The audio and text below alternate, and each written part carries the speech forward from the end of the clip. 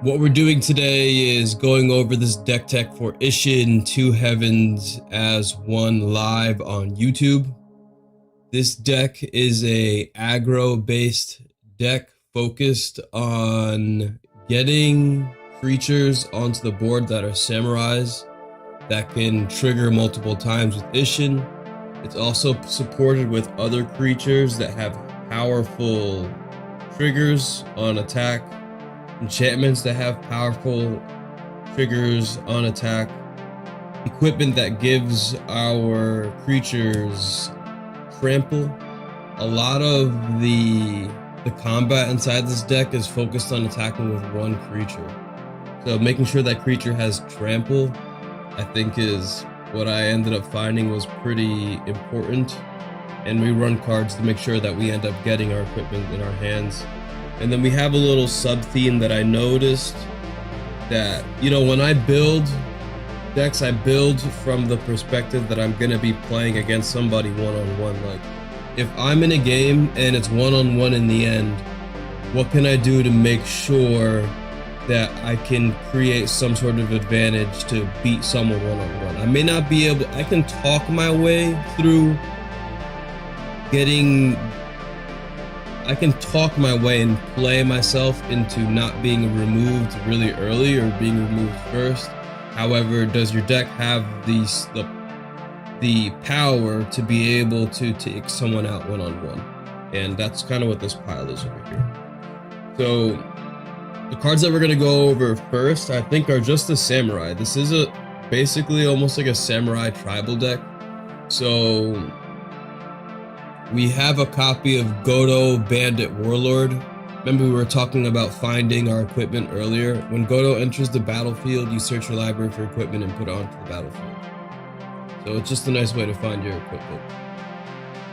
We have the Brutal Horde Chief. I think when creature you control attacks, each opponent loses 1 life, then you gain 1 life.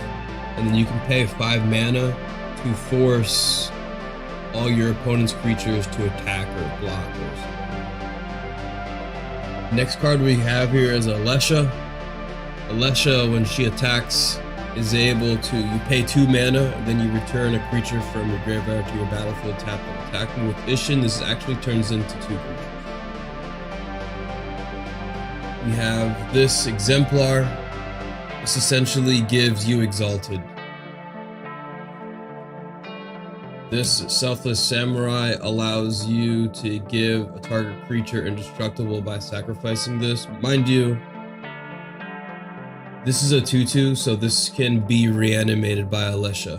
A hidden theme inside this deck is the card advantage is not so much card draw as the card advantage is just getting your creatures back and continuously reusing them over and over again.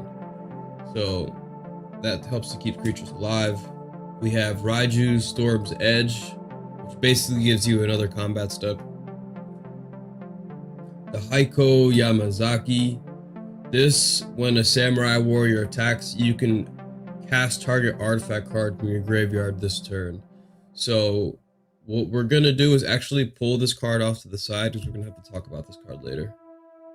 This Borderland Marauder gets +2/+0 when it attacks, or essentially +4/+0 when it attacks.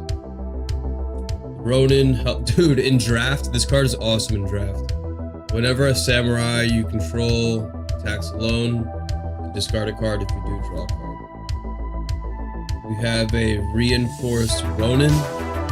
You can basically just discard this card to draw a card, but I enjoy this card because you can bring it back with Alesha. If you have the opportunity to bring this card back to your hand, you can just continuously just discard it to draw a card, to bring it back, to have it to go back to your hand at your end step, to discard it to draw a card. So you can just continuously draw cards with this. We have the Nezumi Blade Blesser. This has Death Touch and Menace the majority of the time.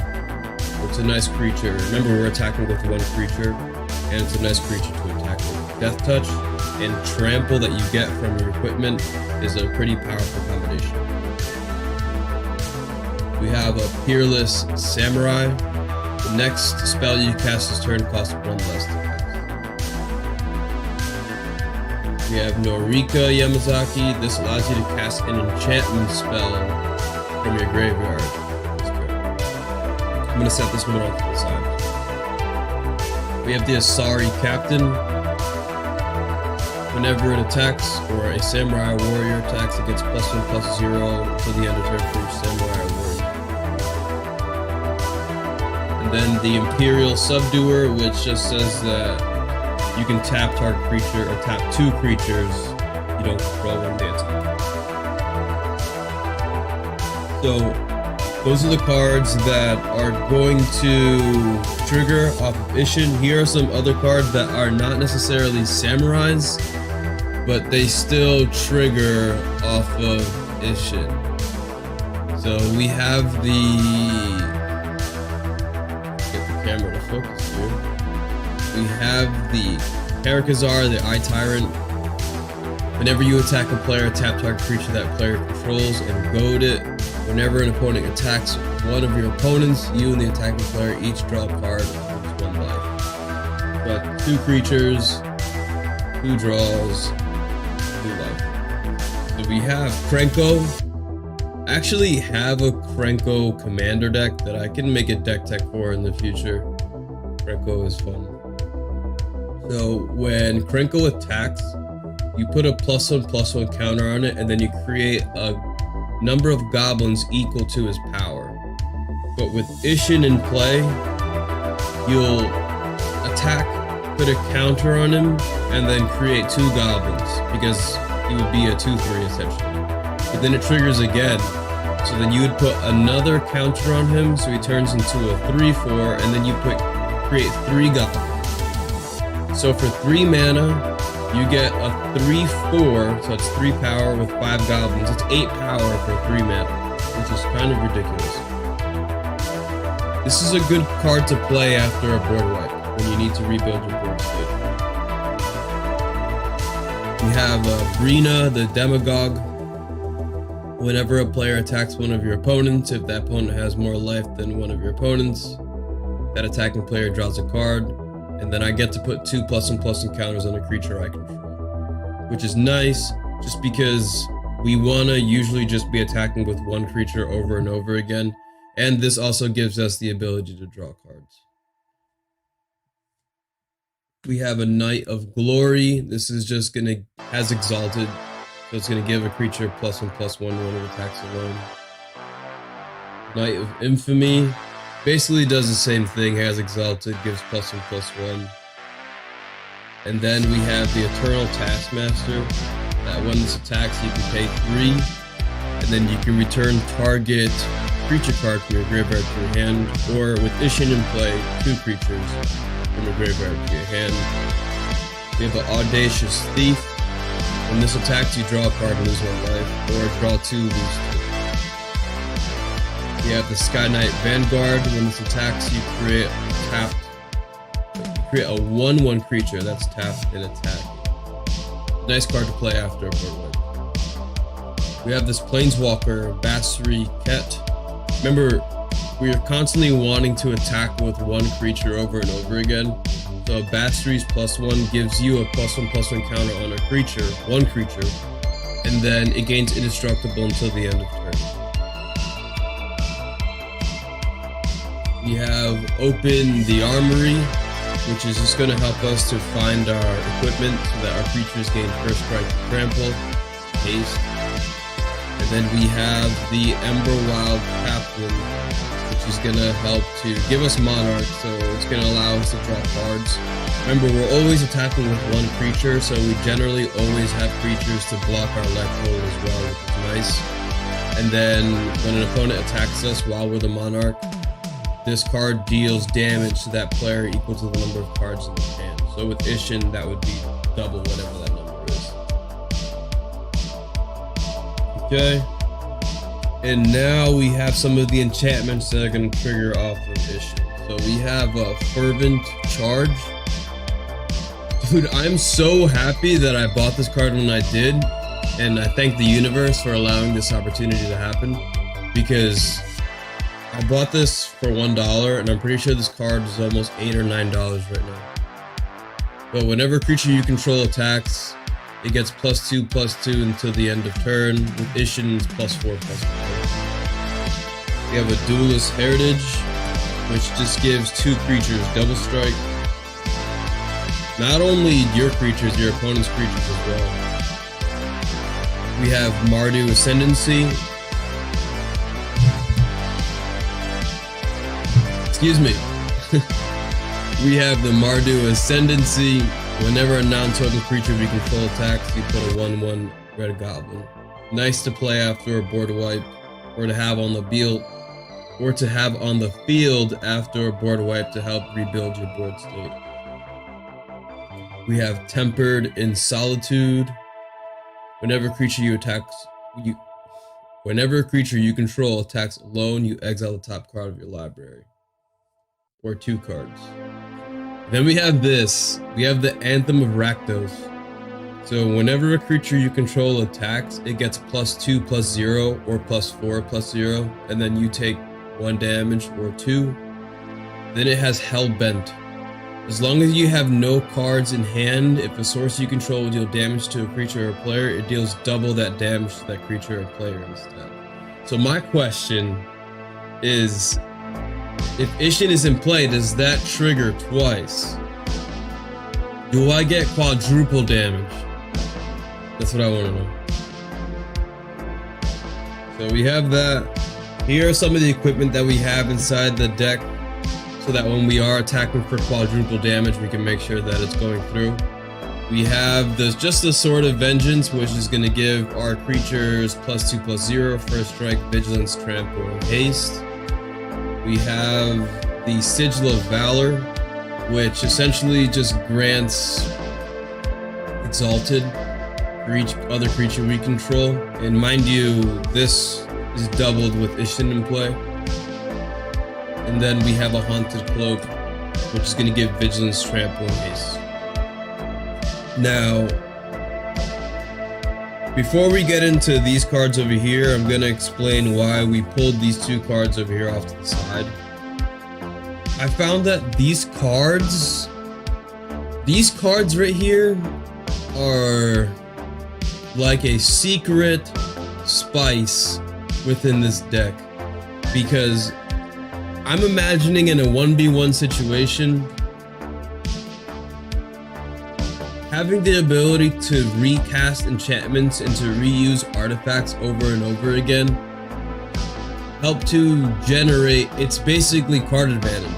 You know, all I think about is playing Marin of Clan Neltoth and then casting, you know, Fleshbag Marauder, and then sacrificing, make everybody sacrifice, and then getting it back, and then making everybody sacrifice, and then getting it back, and then just constantly using the same card over again tends to be kind of strong. So what we have here is just a minor sub-theme of enchantments and artifacts that in a 1v1 situation we can play with these cards in play to potentially, you know, swing the game in our favor. And mind you, before we show the cards, there's a lot of reanimation and recursion effects inside this deck, so it's fairly easy for us to get our creatures from our graveyard back onto the battlefield. So the first card we have here is the Executioner's Capsule. This is an artifact. You pay 1 black and you tap it for 2, and then you can destroy target non-black creature. So every one of these cards, we have to imagine that I can reuse this over and over again. We have the Scrabbling Claws. You can pay 1 to sacrifice this, to exile a card from your graveyard, and then draw a card. You have a Mishra's Bauble. This costs 0 mana. You tap it, sacrifice it to draw a card. We have, this is Kaya's Ghost Form. This card, you can attach it to a creature, and when it leaves the battlefield or it's exiled, you put that creature back onto the battlefield.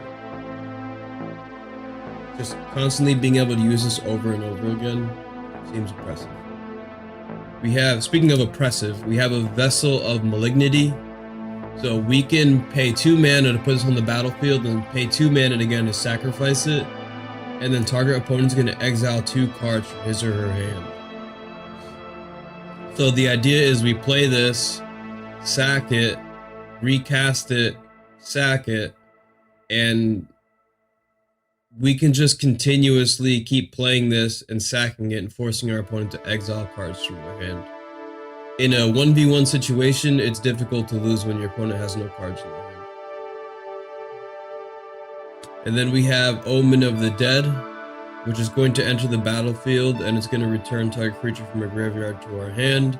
We can pay 2 to sacrifice it to scry 2. So not only does this get us a creature back, but it gives us the ability to sift through our library. And then we have No Rest for the Wicked. This card says you sacrifice this, and then you return to your hand all creature cards put into a graveyard from play this turn. And then I can just recast it again to protect all my creatures again. So it's just a nice way to make sure that we constantly have our creatures in play, because without that, it's difficult to get anything. So the last 2 cards that we have here are very much the GG cards inside the deck. This is Aurelia, the War Leader. Aurelia is basically here to give us extra combat steps. Mind you, with Isshin, this is doubled, so we get 2 extra combat steps with Aurelia, and she has Vigilance and Haste. And then we have Rakshasa Debaser. Whenever this creature attacks, you put a target creature card from defending player's graveyard onto the battlefield of your control. Which, when cast for its Encore ability when it's in your graveyard, if you're playing in a multiplayer game, you'll get 3 copies of this card. You'll get 3 of them attacking. Isshin's gonna trigger twice for each creature, so that's 6 creatures you get onto the battlefield under your control. That's for 8 mana. That seems like a bomb. Like, that's a bomb play. So that's why we have that card inside this deck. And that is Isshin. You know, I had a lot of fun playing this deck. I think this deck plays better, or would play best, when you're not playing too aggressively, because we're really focused on attacking with 1 creature consistently or constantly. You know, you don't want to make yourself too much of a target when you're playing the game. So I would definitely suggest just laying back and just play safe and use your removal. There's a good amount of removal inside this deck that we haven't gone over. Just use your removal wisely, remove enchantments that need to be removed. And then once 1 player is taken out of the game, that's your time to be much more aggressive when playing with this deck. And honestly, with any aggro deck that doesn't have the opportunity to just win on the spot automatically, that's honestly how you should be playing.